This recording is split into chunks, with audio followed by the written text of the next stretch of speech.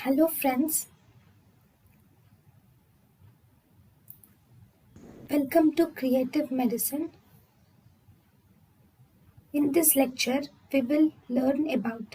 Hello friends, let us now learn the mechanism of action of propylthiouracil. So if you see the mechanism of action of propylthiouracil, these will inhibit iodination, iodization.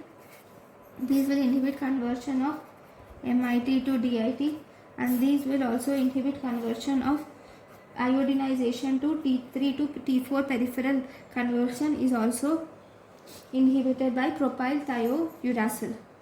Thank you for watching. Thank you and thank you for watching.